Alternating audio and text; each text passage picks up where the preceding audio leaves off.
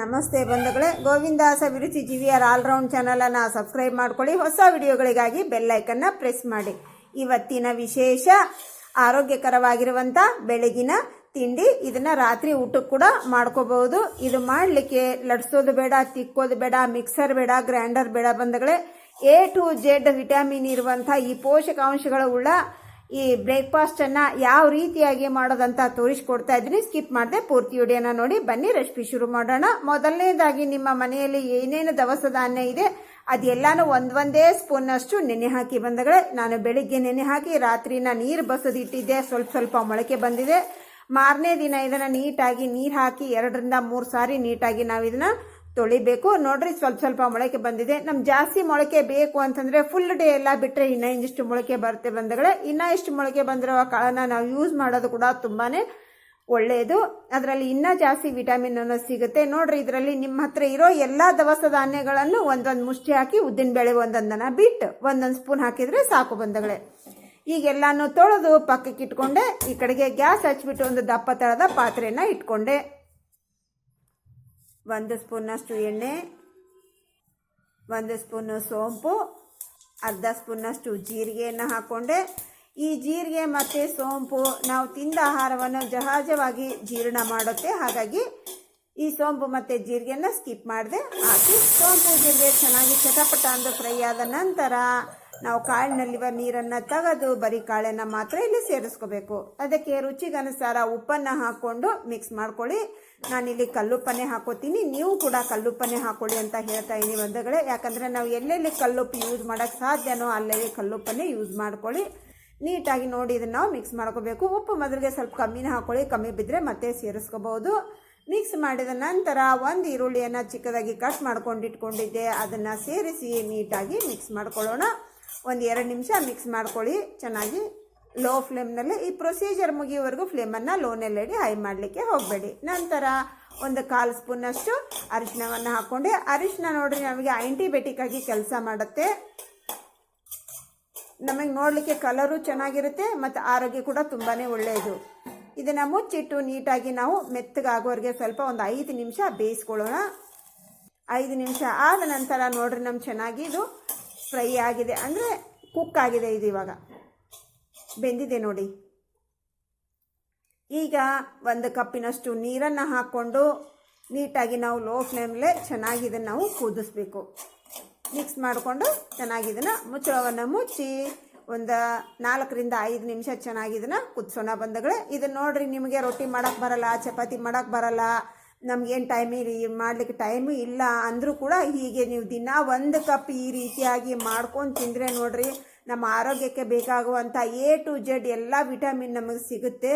ಈಗ ಒಂದು ಸಾರಿ 5-10 ನಿಮಿಷ ಆದ ನಂತರ ಸ್ವಲ್ಪ ಚೆಕ್ ಮಾಡ್ಕೊಳ್ಳಿ. ಯಾಕಂದರೆ ಜೋಳ ಕುದಿಲಿಕ್ಕೆ ಮಾತ್ರ ಟೈಮ್ ಬೇಕಾಗುತ್ತೆ. ಯಾಕಂದರೆ ಅದು ಗಟ್ಟಿಗಿರುತ್ತಲ್ವ. ನೀವು ಬೇಕಂದ್ರೆ ಕುಕ್ಕರ್ನಲ್ಲಿ ಕೂಡ ನೀವು ಕುದಿಸ್ಕೋಬೋದು. ಇದು ಚೆನ್ನಾಗಿ ನಾವು ಕೈಯಿಂದ ಒತ್ತಿದ್ರೆ ಮೆತ್ತಗಾಗಬೇಕು, ಅಷ್ಟು ಕುದಿಸ್ಕೊಂಡ್ರೆ ಸಾಕು. ಇದರಲ್ಲಿ ಒಂದು ಎಳೆ ಕಡ್ಡಿ ಸಮೇತ ಸ್ವಲ್ಪ 1 ಹಿಡಿಯಷ್ಟು ಕೊತ್ತಂಬರಿಯನ್ನು ಕಟ್ ಮಾಡಿ ಹಾಕ್ಕೊಂಡು ಮಿಕ್ಸ್ ಮಾಡಿಕೊಂಡೆ.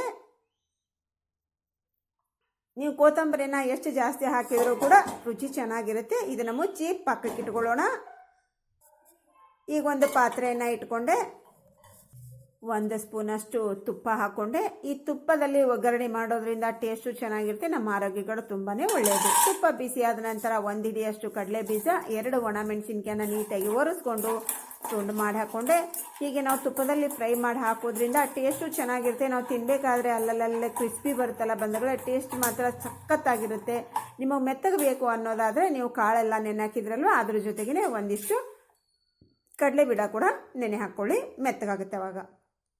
ಅದು ಫ್ರೈ ಆದ ನಂತರ 1 ಸ್ಪೂನಷ್ಟು ಕಾಳು ಮೆಣಸನ್ನು ತರಿತರಿಯಾಗಿ ಕುಟ್ಟಿದ್ದು, ಒಂದಿಷ್ಟು ಕರಿಬೇವಿನ ಎಲೆ, 5 ರಿಂದ 6 ಬಾದಾಮ, 4 ರಿಂದ 5 ಗೋಡಂಬಿ, 2 ರಿಂದ 3 ಉತ್ತತ್ತಿಯನ್ನು ಪೀಸ್ ಮಾಡಿ ಇಟ್ಕೊಂಡಿದ್ದೆ, ಅದನ್ನು ಹಾಕ್ಕೊಂಡೆ.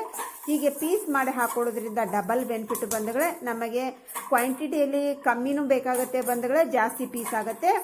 ಮತ್ತು ಮಕ್ಕಳು ಕೂಡ ಕಿತ್ತಾಡೋದಿಲ್ಲ, ನನಗೆ ಜಾಸ್ತಿ ಬಂತು, ನನಗೆ ಕಮ್ಮಿ ಬಂತು ಅಂತ. ಸ್ವಲ್ಪ ಕ್ವಾಂಟಿಟಿಯಲ್ಲಿ ಎಲ್ಲರಿಗೂ ಈವನ್ ಆಗಿ ಬರುತ್ತೆ ನಮಗೆ. ಹಾಗೆ ನಮಗೆ ಒಳಗಡೆ ಕೂಡ ಚೆನ್ನಾಗಿ ಫ್ರೈ ಆಗುತ್ತೆ, ಹೊಂಬಣ್ಣ ಬರುತ್ತೆ, ನೀಟಾಗಿ ಗರಿ ಆಗುತ್ತೆ. ಈಗ ನಾವು ತಿನ್ನಬೇಕಾದ್ರೆ ಅಲ್ಲಲ್ಲಿ ಜಾಸ್ತಿ ಪೀಸಸ್ ಕೂಡ ಸಿಗುತ್ತೆ ಬಂದಗಳೇ, ಹಾಗಾಗಿ ಟೇಸ್ಟ್ ಸಖತ್ತಾಗಿರುತ್ತೆ.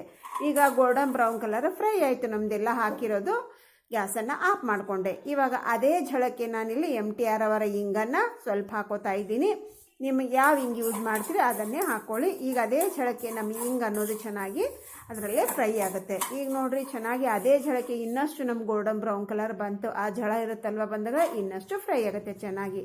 ಈ ಫ್ರೈ ಆಗಿರುವಂಥ ಈ ಡ್ರೈ ಫ್ರೂಟ್ಸನ್ನು ನಾವು ಕುದಿಸಿರುವಂಥ ಕಾಳಿನಲ್ಲಿ ಹಾಕಿ ನೀಟಾಗಿ ಒಂದು 2ರಿಂದ 3 ನಿಮಿಷ ನೀಟಾಗಿ ನಾವು ಲೋ ಟು ಮೀಡಿಯಂ ಫ್ಲೇಮಲ್ಲೇ ಚೆನ್ನಾಗಿ ನಾವು ಇದನ್ನು ಕುದಿಸ್ಕೊಂಡ್ಬಿಟ್ರೆ ಆಯಿತು ಬಂದಗಳೇ, ನಮ್ಮ ಆರೋಗ್ಯಕರವಾಗಿರುವಂಥ ಬ್ರೇಕ್ಫಾಸ್ಟ್ ರೆಡಿ ಆಗುತ್ತೆ. ಈಗ ನಮ್ಮ ಪಾತ್ರೆಗೆ ಮಸಾಲೆ ಹತ್ತಿರುತ್ತೆ, ಅದರಲ್ಲೇ ಸ್ವಲ್ಪ ಕಾಳನ್ನು ಹಾಕ್ಕೊಂಡು ಮಿಕ್ಸ್ ಮಾಡಿ ಹಾಕೋತಾ ಇದ್ದೀನಿ. ಅದು ಕೂಡ ವೇಸ್ಟ್ ಮಾಡೋದು ಬೇಡ ನಾವು. ಇದರಲ್ಲಿ ನೋಡ್ರಿ ನಮಗೆ ಬೇಕಾಗುವಂಥ ಎಲ್ಲ vitamin A to Z, calcium, Nutrine, potassium, ಎಲ್ಲ ಕಬ್ಬಿಣ ಅಂಶ, ಇಷ್ಟು ಅಂಶ ಇರುತ್ತೆ ಬಂಧುಗಳೇ. ಇದನ್ನು ದಿನ ನಾವು ಪ್ರತಿನಿತ್ಯ ಒಂದೇ ಒಂದು ಕಪ್ ತಿನ್ನೋದ್ರಿಂದ ನೀವು 10 ಚಪಾತಿ 10 ರೊಟ್ಟಿ ತಿಂದಷ್ಟು ಬಲ ಬರುತ್ತೆ. ಇದು ನೋಡ್ರಿ BP, ಶುಗರ್ ಮತ್ತು ಸಕ್ಕರೆ ಕಾಯಿಲೆ ಏನೇ ಇದ್ದರೂ ಕೂಡ ಈ ಬ್ರೇಕ್ಫಾಸ್ಟು ತುಂಬಾ ಆರೋಗ್ಯಕರವಾಗಿರುವಂಥದ್ದು. ಎಲ್ಲರೂ ಇದನ್ನು ಸೇವಿಸ್ಬೋದು ಬಂಧುಗಳೇ. ಮಕ್ಕಳಿಗೆ ಬೆಳಿಗ್ಗೆ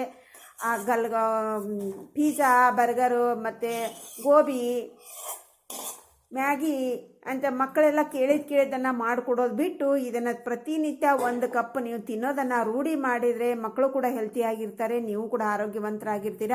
ಪ್ರತಿದಿನ ಇದನ್ನು ಒಂದು ಕಪ್ ತಿಂತಾ ಬನ್ನಿ ಬಂಧುಗಳೇ. ಎಲ್ಲ ನಮ್ಮ ಬೇಕಾಗುವಂಥ ವಿಟಮಿನ್ ಸಿಕ್ಕರೆ ನಾವು ಆರೋಗ್ಯವಂತರಾಗಿರ್ತೀವಿ ಅನ್ನೋದ್ರಲ್ಲಿ ಏನು ಸಂಶಯನೇ ಇಲ್ಲ.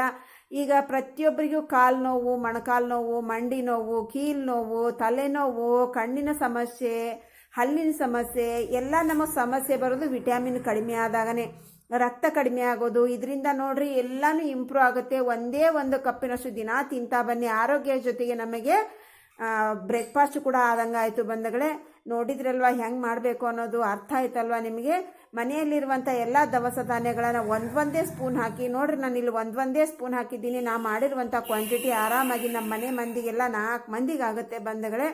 ಬೆಳಗ್ಗೆ ಇದು 1 ಕಪ್ ತಿಂದರೆ ಸಾಕು ನಮಗೆ, ಮಧ್ಯಾಹ್ನವರೆಗೆ ಹಸಿವಿನೇ ಆಗಲ್ಲ ಬಂಧುಗಳೇ. ಸೂಪರ್ ಆಗಿದೆ ನಮಗೆ.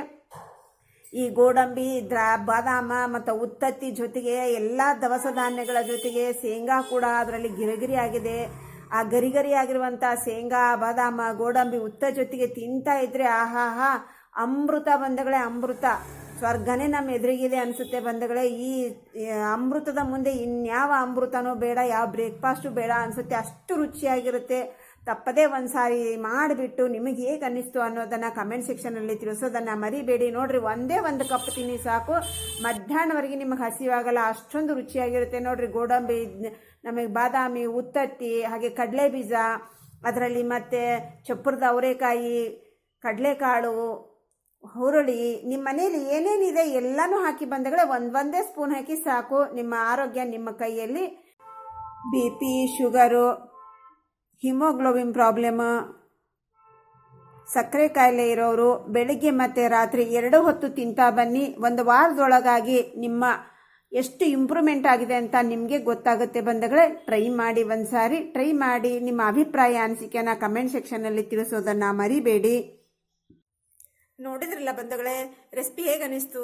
ಇಷ್ಟ ಆಯ್ತಾ? ಇಷ್ಟ ಆದರೆ ಸಬ್ಸ್ಕ್ರೈಬ್ ಮಾಡ್ಕೊಳ್ಳಿ, ಬೆಲ್ ಐಕನ್ ಪ್ರೆಸ್ ಮಾಡಿ, ಆಲ್ ಆಪ್ಷನ್ ಸೆಲೆಕ್ಟ್ ಮಾಡಿ, ಬಂಧು ಸರ್ಕಲ್ಗೆ ಶೇರ್ ಮಾಡಿ. ಇವತ್ತಿನ ರೆಸಿಪಿ ಇಲ್ಲಿ ಮುಗಿಸ್ತಾ ಇದ್ದೀನಿ. ಇನ್ನೊಂದು ರೆಸಿಪಿಯಲ್ಲಿ ಸಿಗೋಣ. Thanks for watching. ಬಾಯ್.